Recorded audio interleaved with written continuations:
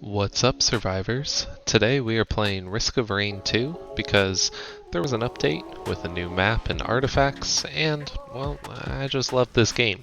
So I just wanted to give some general tips and advice during a playthrough in the kind of format that I would for telling a friend while playing together for the first time.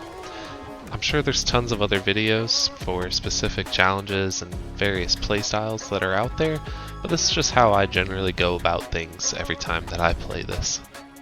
If you're someone watching this and you're like, oh, he's using the artifact to choose items, Monsoon is so easy then, of course. Well, I would say you're better than me. You're not a beginner, and I'm not really making this for someone like you, but you might still like some of the things I have to say. As you started to see there, I have all the skills and all the skins for all of the characters, meaning I've either won or obliterated myself on Monsoon for each of them, besides for Loader here, which, a quick segue and a useful one into one of my first tips. I decided to get the ones that I'm missing from him in a playthrough after the main video that we do together. And as you can see, I'm playing on easy. And this is my first tip to give. If you want to get the abilities, or if you want to get specific things, go in and get them on easy mode. No one's judging you. Make it easy for yourself. In general, you're going to want to play on easy for just a little while to learn the maps, to learn the spawn points, the basics of the game. Because I got everything I needed from this run already, I came into it with very specific focused goals of getting the abilities for this character. I don't really care whether I win or lose in the end. I've already got what I wanted. At the end of my gameplay, it should turn into what's essentially a walking simulator if I've done it right. I shouldn't have to fight anything besides the big bosses. You should just be tearing through enemies looking for loot and teleporters. And this would be the exact same experience on Monsoon. You'll see later on in this video.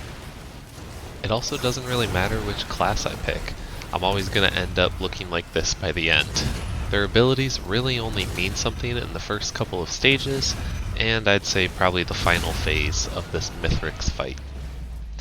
Which leads me to the next tip. If you want to win on Monsoon, win in quotes, to get the skins at least, then I would say skip the fight against Mithrix. We'll talk about some of the other ways that you can win later on, but just keep this tip in mind. I probably could have won this fight, but I accidentally gave the missile equipment to my drone, and then you see them do nothing to help me in the fight there, so I never even threw a punch. I'm running and hiding. I have no chance of hitting him with this character from so far away. I know the fight's over. If I get touched once, I die. It's GG. But it's still fine, because like I said in tip 1, I came in with specific goals, I got those abilities, so it doesn't really matter if I won, I still had fun, and I got what I needed.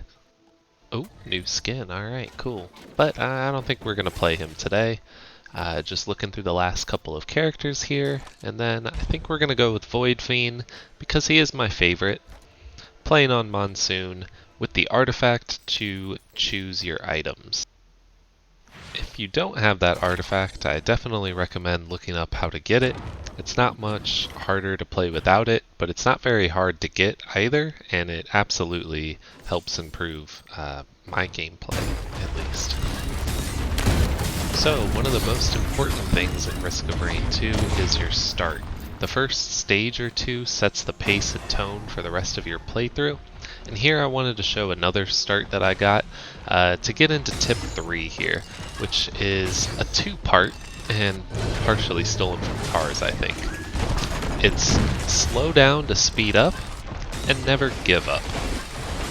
I was having a pretty tough time here trying to get the skin for this little Bastion fella and getting cornered at 1 health early on in stage 1 with no items to help me get my health back up. I knew I was in a bad position. But I just never gave up. Use the environment to your advantage. The AI are smart and they will chase and attack you, but they aren't that smart. It's still just a video game, right? Somehow I survived, and part of it is due to knowing how to use my character's abilities. Like I said, those are pretty important in the first couple of stages, but they matter less over time. I pick up this equipment here, which is a secret tool, crucial to our strategy that we're going to talk about later.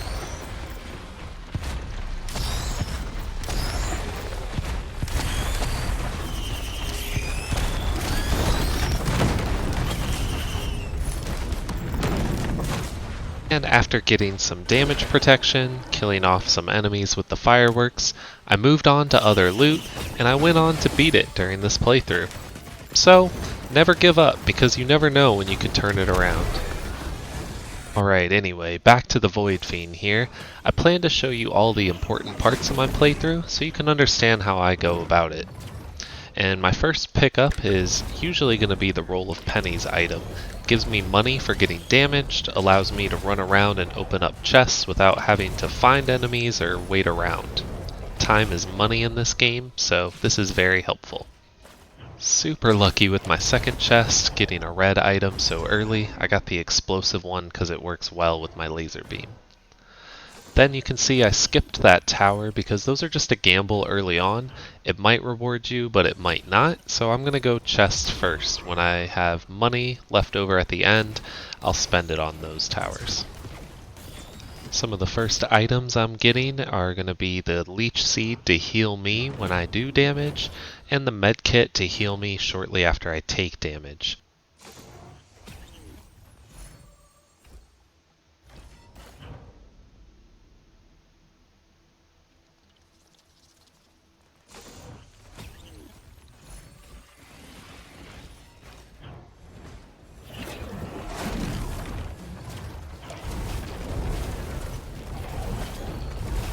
Of course, I'm always picking up these lunar coins when I see them.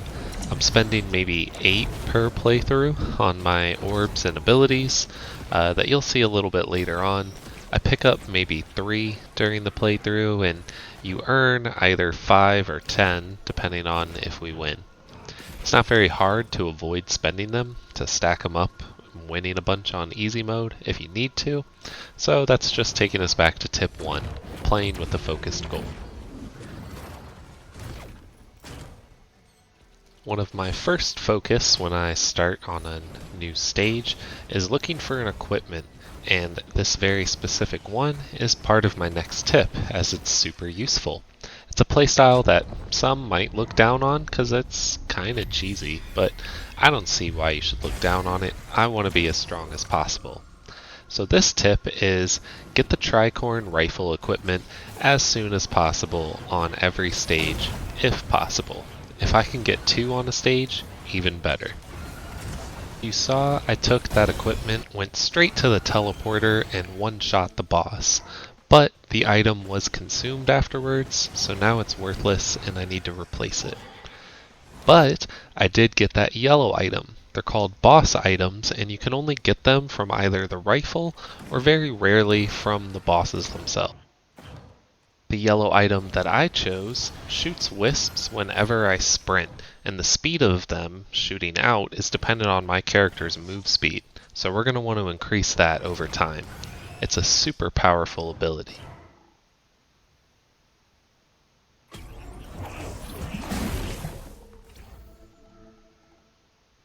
Turns out I was lucky with this tower. It gave me 2 rewards in a row, so I guess I could have hit it sooner.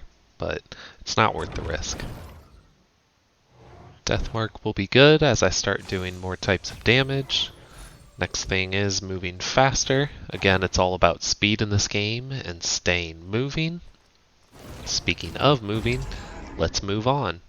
I'm not going to show every level in this level of detail, but getting through the first few stages to set yourself up is important, so I want to show those off.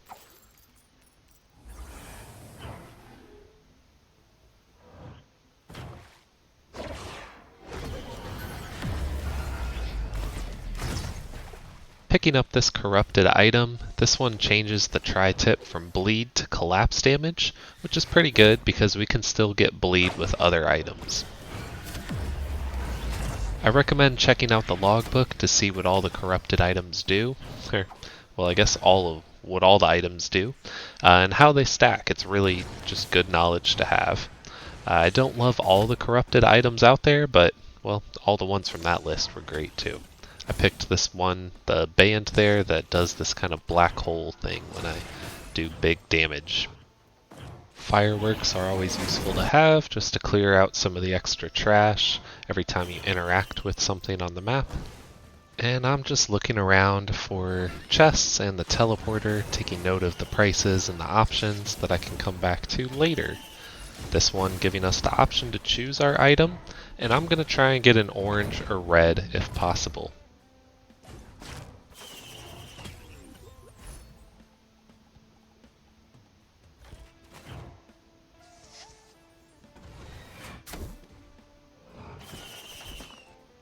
If I don't see an orange or red early on, I'll settle for a green because I know I'm not going to get it right when it starts speeding up too fast.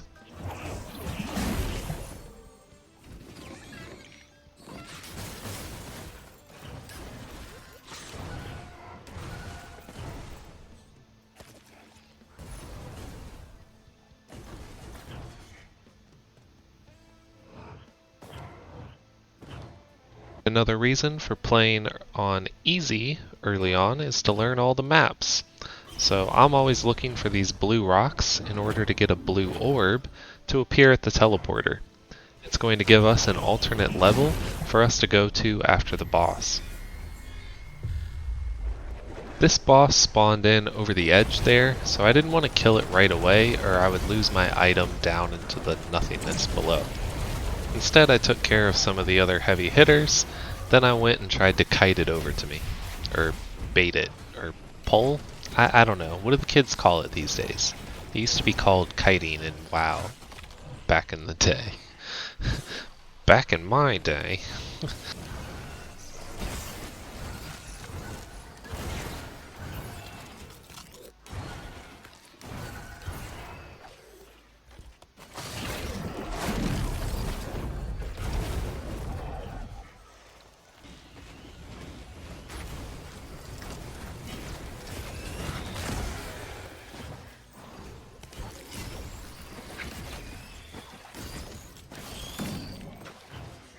Okay, portal's all finished. Now we're gonna go for the last of the chests.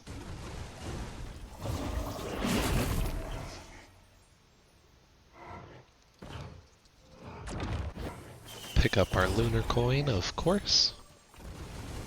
At this point I'm running out of greens that I need. I debated getting a scrap now, but I went for the feather. It's always good to get extra jumps. But you'll see me immediately go for the scrap afterwards because I felt like I was hesitating too long on the last one, and I know I need to start stacking these. I'm not going to get to use them quite yet, but we'll see pretty soon how they're going to go from useless to being super useful. Hopefully you're reading some of these item descriptions as I pick them up if you are new to the game, and you should notice that I'm spacing out the items that I choose to get a variety of protection and different buffs applied to my character.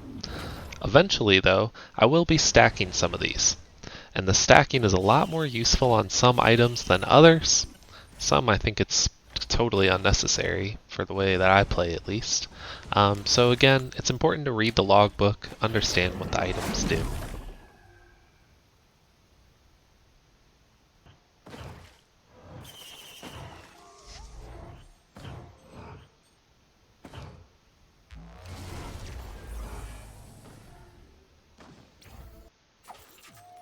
Alright, here we are in the bazaar between time, and I think these hidden realms are super cool.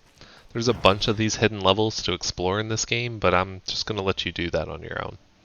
We're only here to get 2 items. The first is going to speed up my teleporter charge time. I tried to edit out the boring parts so you can't really tell, but I have to sit inside that bubble for like 2 minutes, and that's a pretty long and boring time. So this just cuts that in half. And the other item that I'm getting is going to give us monsters every time that we hit the towers. And I'll tell you more as to why that's so helpful in a little bit. You saw me take a quick peek, but later on when we come back here, we're going to take advantage of that side with the red. We don't have enough scrap yet, so I don't want to get rid of any of my green items. They're just too useful, but we're going to get some red items later on. Alright, on this level, you're going to notice I always knock out these green balls whenever I see them, because they really hurt if they blow up next to you.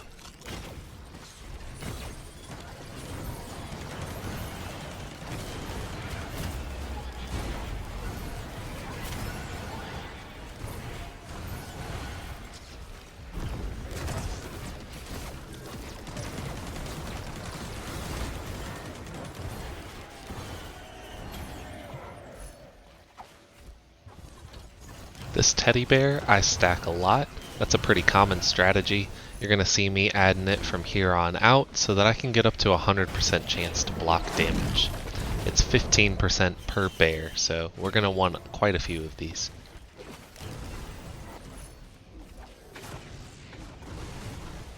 The watch breaks around the same level of health that the power elixir breaks, so only if things go horribly wrong at this point. It's otherwise just helpful extra damage to have.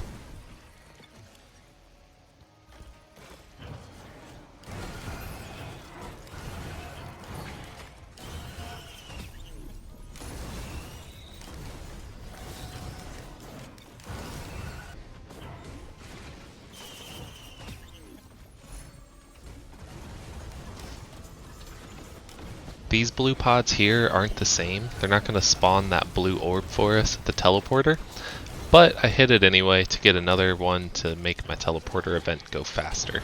So that's nice at least.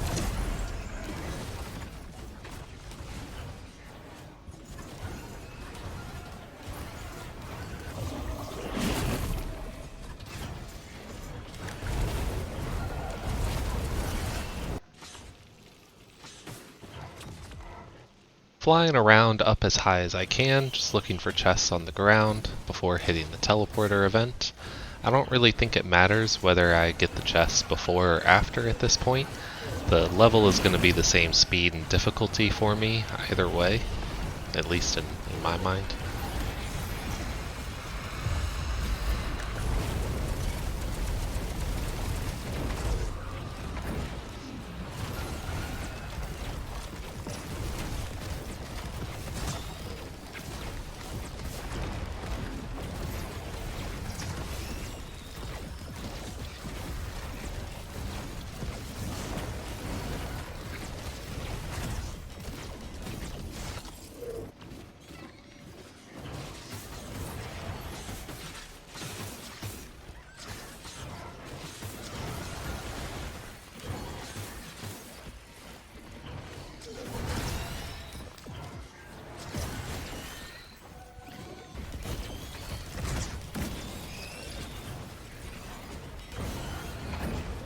Going back to grab the other rifle equipment and flying as high as I can in the meantime, just looking for any missing loot.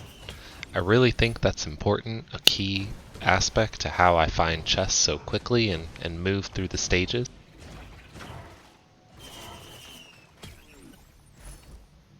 And it's not like I don't like the other equipments, a lot of them are great. I just stick to this gun until I get about 4 or 5 yellow items. And then you're pretty much unstoppable. Okay, this level I'm heading straight to where the red chest can spawn. The first one I'm going up the middle tree, but there's nothing there. Along the way to the other location, I actually got lucky and found a red inside another random chest again. This playthrough, I swear, was so lucky. It's crazy. But in the second spot underneath, there was nothing there either. There's usually going to be one in one spot or the other, like we saw, but it's not always guaranteed. However, the chest that does spawn there is always guaranteed to be a red item, and very expensive. Getting the blue orb so that we can go back to the bazaar. We're up to 4 scrap now, so we just need to find one more before the end of the level.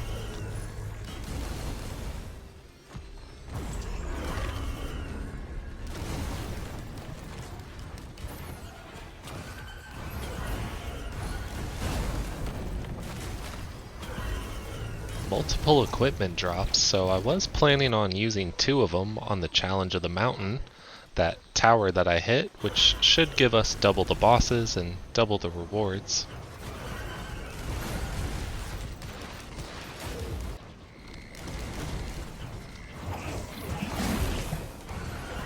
Okay, so when I hit these towers now, it summons enemies, and you might have the instinct to just focus on them, but I'm strong enough at this point that I'm not really worried about them. The towers have gone from just a game of chance, where I may get a reward, to always being profitable for me. Either I'm going to get an item, or I'm going to get money from these monsters.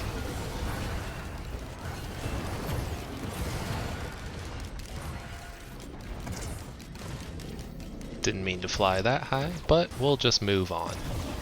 And you want to be careful standing still too long.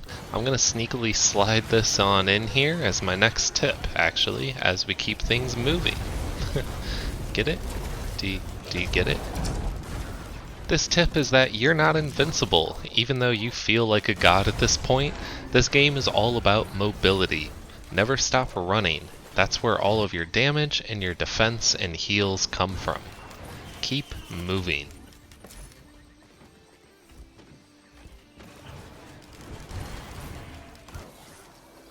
We want to move as fast as we can. As you see, I'm just flying through this level now. I kept the whole video at normal speed to try and show the difference in gameplay as it goes on.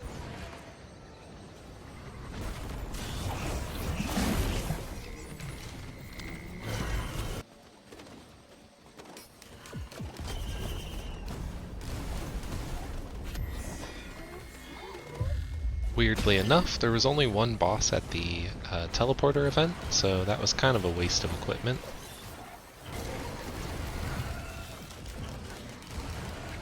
Got another lunar coin though, nice.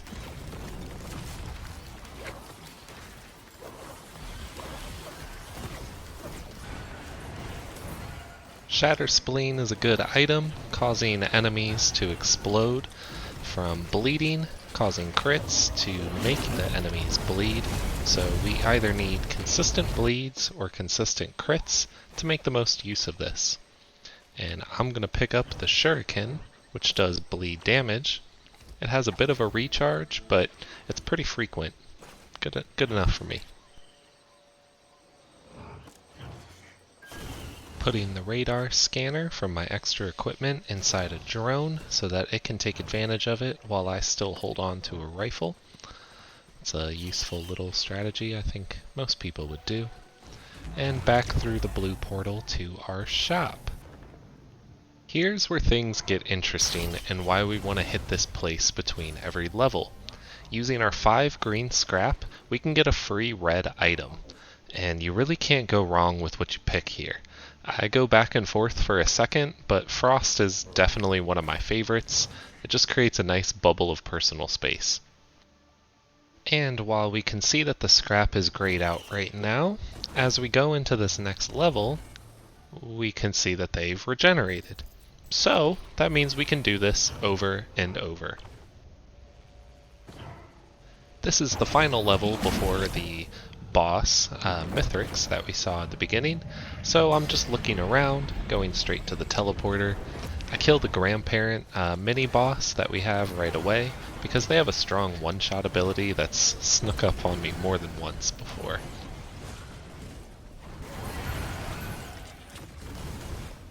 Stacking some more scrap, because I'm feeling pretty good. Red and yellow items are way more important than the greens, and I already have a pretty good variety of greens, so I want to keep stacking those red and yellow as much as I can. That means I want to get about 10 scrap. It's usually my goal for playthroughs, so that I can get 2 red items between each level.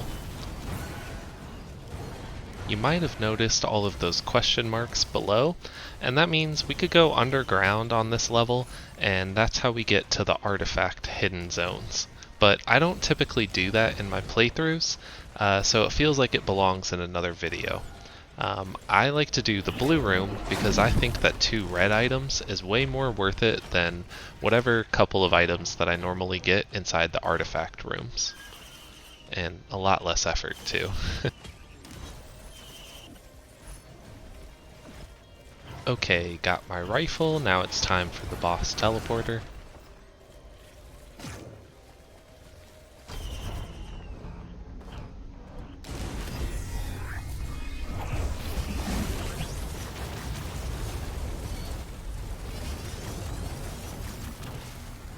Cut that one way too close. Got kinda lucky there, honestly. It was just right on the edge. I mean, I definitely meant to do that. Yeah. Yeah.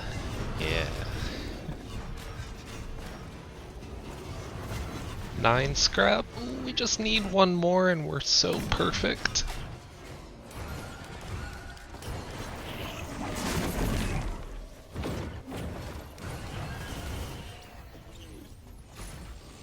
And 10. Alright, fantastic.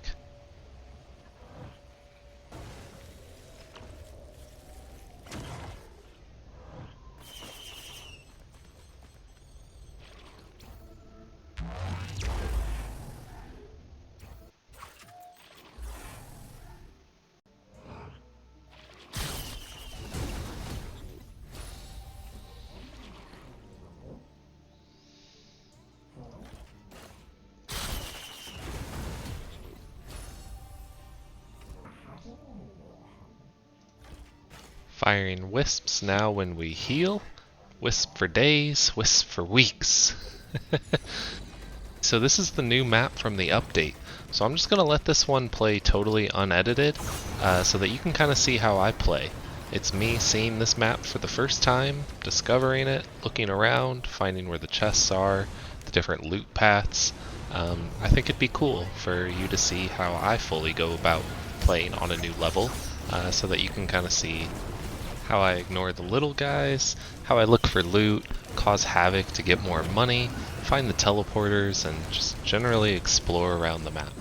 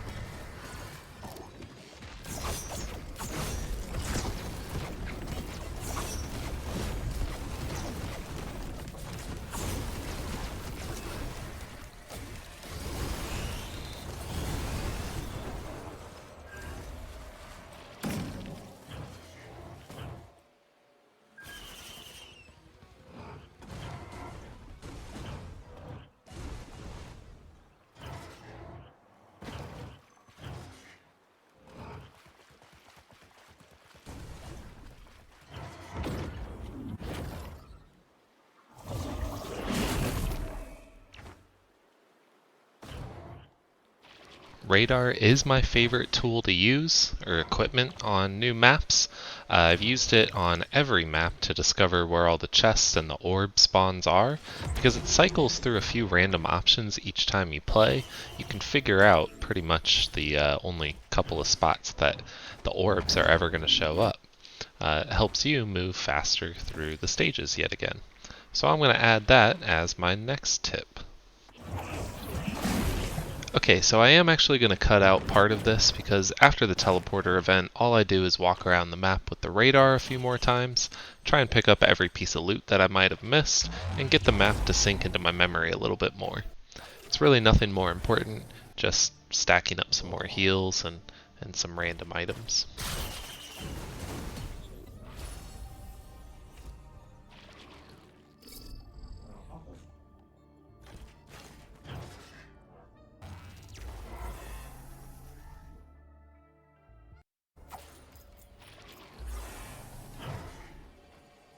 Okay, only showing level 7 because I got another red inside of the bag that usually only gives like whites, maybe some greens. So my luck is just seriously turned up this playthrough. It almost feels scripted.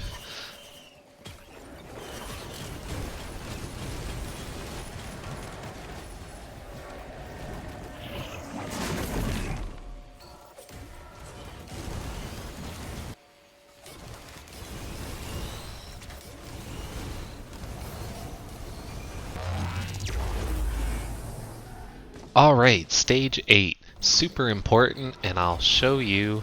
Well, first, I got another red. Seriously crazy. Okay, but stage 8. I want to show you that these orbs here at the end are very crucial. So you're going to get the option for the blue portal, as usual, but you also get this greenish one that is for the celestial portal. Going through this one, down the path and interacting with the altar at the end of it is what's going to obliterate you, and that counts as a win in order to get all of the skins for your characters. If you don't, then going to the final level is going to require you to charge some pillars before meeting Mithrix. I avoid the one that I shook my head over because it's just annoying. Just don't go back there. Do go back here though. Come get your last 2 free red items before going to the final boss.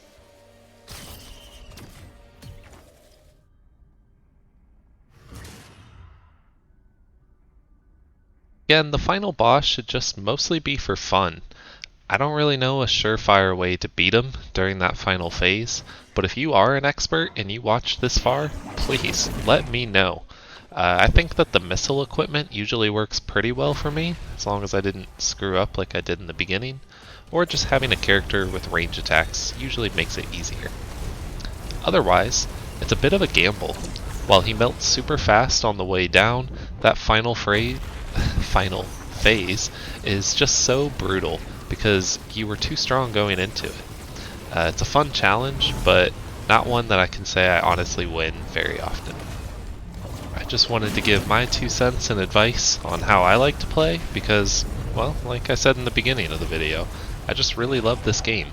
Risk of Rain 2 is super fun, super underrated. If you're a fan of Overwatch, then it's got some inspiration from it in the abilities and characters. Anyway, that's all my tips and tricks. This is how I got all the skills and all the skins. It's nothing really too crazy once you know it, but if you've never played this game or if you're struggling to get up there, then I hope this video really helps you. And if you're one of my subscribers wondering why this isn't a Fallout video, well, don't worry. Stay tuned this weekend for another episode of Cleaning the Commonwealth. Thanks again for watching. See you next time.